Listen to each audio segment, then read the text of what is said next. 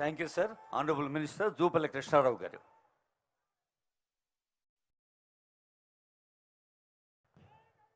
మన గౌరవ ముఖ్యమంత్రి శ్రీ రేవంత్ రెడ్డి గారి 20 సంవత్సరాల రాజకీయ ప్రస్థానం 20 సంవత్సరాలు పూర్తి చేసుకున్న సందర్భంలో ఏర్పాటు చేసుకున్న సభకు అధ్యక్షత వహించినటువంటి మీ అభిమాన నాయకుడు గౌరవ శాసనసభ్యులు అనిరుద్ రెడ్డి గారు, గౌరవ ముఖ్యమంత్రి గారు శ్రీ రేవంత్ రెడ్డి గారు, డిప్యూటీ సీఎం బట్టి విక్రమార్క గారు, సహచర మంత్రివర్యులు శ్రీ వాకిటి శ్రీహరి గారు, గౌరవ పార్లమెంటు సభ్యులు డాక్టర్ మల్లురవి గారు, అట్లాగే అడ్వైజర్ జితేందర్ రెడ్డి గారు, వేదిక పైనటువంటి అడ్వైజర్ వేం నరేందర్ రెడ్డి గారు, వేదిక పైనటువంటి సహచర శాసన సభ్యులకు, అట్లాగే కార్పొరేషన్ చైర్మన్స్కు, వివిధ స్థాయిల్లో హోదాలో ఉన్నటువంటి ప్రజాప్రతినిధులందరికీ, ఇక్కడికి విచ్చేసినటువంటి అశేష జనవాహినికి మీ అందరికీ హృదయపూర్వక నమస్కారం తెలియజేసుకుంటూ, ఈ యొక్క కార్యక్రమం ద్వారా మనం అర్థం చేసుకోవాల్సింది, మనిషి పుట్టడం గిట్టడం సహజం, జీవితం ఒకటే, మరో జన్మ ఉండదు.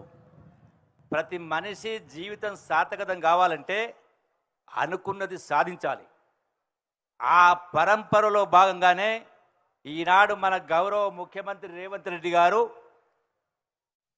20 సంవత్సరాల క్రితం ఒక ఇండిపెండెంట్గా జడ్పీటీసీగా రాజకీయ ప్రస్థానం మొదలుపెట్టి, ఆ తదనంతరం మళ్ళీ ఇండిపెండెంట్ ఎమ్మెల్సీగా గెలుపొంది శాసనసభ్యునిగా, పార్లమెంటు సభ్యునిగా, పీసీ సభ్యునిగా ఈనాడు ముఖ్యమంత్రి స్థాయికి వచ్చారంటే మంత్రాలు చదివితే రాలే. ఒక తపన, పోరాట పటిమ, నేను కావాలి అనుకున్నది సాధించాలని చెప్పని అనుకున్నాడు కాబట్టే పట్టుబట్టి ఆ పరంపరలో ఆ దిశలో ప్రయాణం చేసిండు కాబట్టి ఈ రోజున మన గౌరవ ముఖ్యమంత్రి రేవంత్ రెడ్డి గారు మనందరికీ యువత కూడా ఆదర్శం.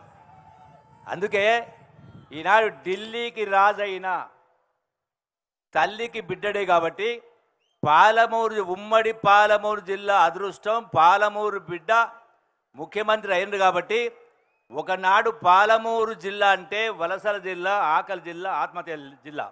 ఈనాడు గౌరవ ముఖ్యమంత్రి రేవంత్ రెడ్డి గారి నాయకత్వంలో అన్ని వర్గాల ప్రజల కలలు నెరవేరబోతా ఉన్నాయి. ముఖ్యంగా ఇరిగేషన్ కానీ చాలా అన్ని అభివృద్ధి కార్యక్రమాలు అన్ని వర్గాల ప్రజల యొక్క ఆశలు నెరవేరేట్టు మన మంచి సదవకాశం వచ్చింది కాబట్టి ఏ పద్ధతిలో ఏ విధంగానైతే 20 సంవత్సరాల్లో ఒక పట్టువదలని విక్రమార్కుల్లాగా ఈ స్థాయికి వచ్చింది కాబట్టి ఖచ్చితంగా పాలమూరు జిల్లా ప్రజల ఆకాంక్షలు కూడా నెరవేరబోతామని చెప్పని మరొకసారి మీ అందరికీ కూడా సవినయంగా విజ్ఞప్తి చేస్తూ, అందుకే మనం అందరం కూడా ఈరోజు సమాజంలో ఉన్న ప్రతి వ్యక్తి కూడా మనిషి తలుచుకుంటే ఈ ప్రపంచంలో సాధించలేనిది ఏమీ లేదు.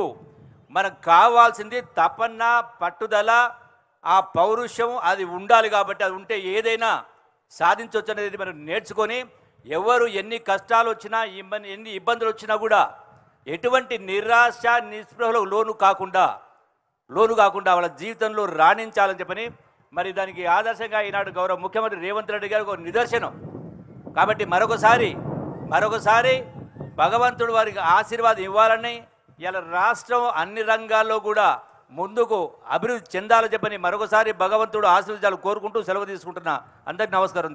జై తెలంగాణ, జై Congress. Thank you sir. Honourable deputy CM గారి సందేశం.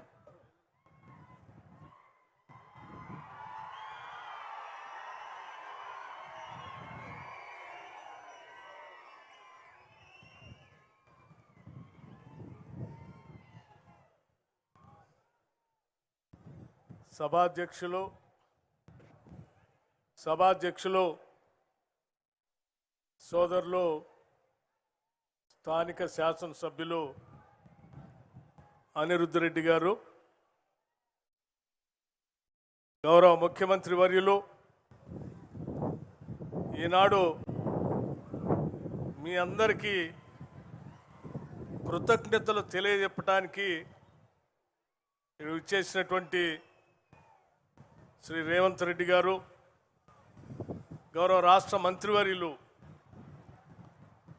శ్రీ జూపల్లి కృష్ణారావు గారు, గౌరవ రాష్ట్ర మంత్రివర్యులు శ్రీ వాకిటి శ్రీహరి గారు,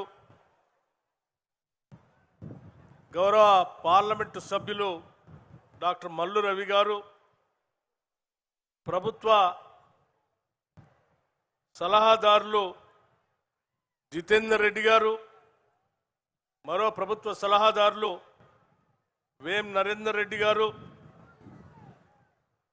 గౌరవ శాసనసభ్యులు మధుసూదన్ రెడ్డి గారు, గౌరవ శాసనసభ్యులు శంకర్ గారు, గౌరవ శాసనసభ్యులు వంశీకృష్ణ గారు, గౌరవ శాసనసభ్యులు రాజేష్ రెడ్డి గారు, గౌరవ శాసనసభ్యులు నవీన్ యాదవ్ గారు,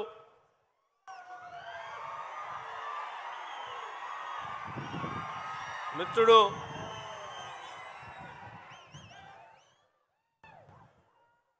మాజీ శాసనసభ్యులు సోదరుడు సంపత్ కుమార్ గారు, గౌరవ శాసనసభ్యులు కసిరెడ్డి నారాయణ రెడ్డి గారు, గౌరవ శాసనసభ్యులు రామ్మోహన్ రెడ్డి గారు, గౌరవ శాసనసభ్యులు మెగారెడ్డి గారు,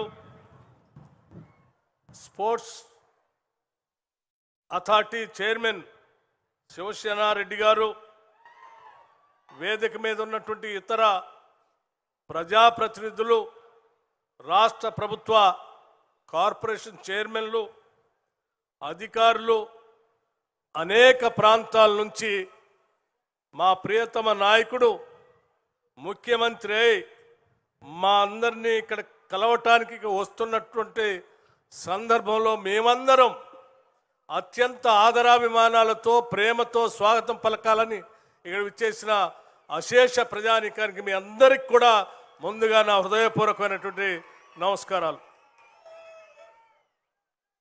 సరిగ్గా 20 సంవత్సరాల క్రితం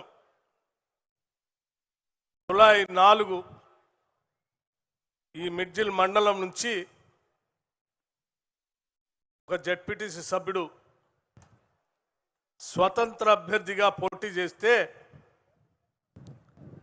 ఆనాడు ఈ మిడ్జిల్ మండలం నుంచి అతను భవిష్యత్తులో ఏమవుతాడో అనే సంగతి కూడా తెలియకుండా ఇప్పుడు జెడ్పీటీసీ సభ్యుడిగా మాకు వారు చెప్తున్నటువంటి వాగ్దానాలు మా అందరి కోసం పనిచేస్తానని చెప్పినటువంటి మాటలు అవన్నీ నమ్మశక్యంగా ఉన్నాయి కాబట్టి అన్నిటినీ ఎదిరించి అనేక రాజకీయ పార్టీల్లో ఉన్నటువంటి వాళ్ళందరూ కూడా కలిసి వారిని స్వతంత్ర అభ్యర్థిగా గెలిపించి జెడ్పీటీసీ సభ్యుడిగా సరిగ్గా 20 సంవత్సరాల క్రితం పంపించారు.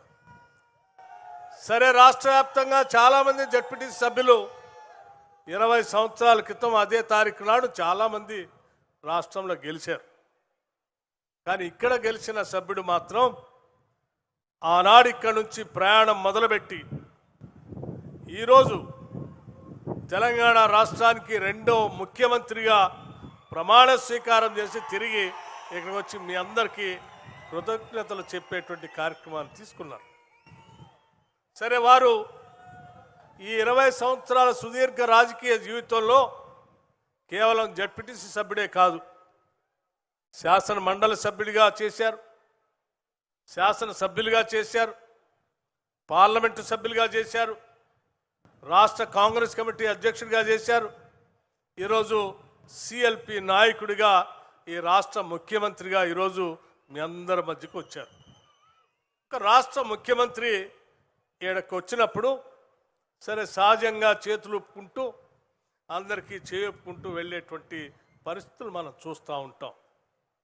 వర్షం వస్తూ ఉంది, నేను త్వరగానే ముగిస్తాను, కానీ 2 విషయాలు మాత్రం స్పష్టంగా మీ అందరితో చెప్పాలనే మాట్లాడతాం.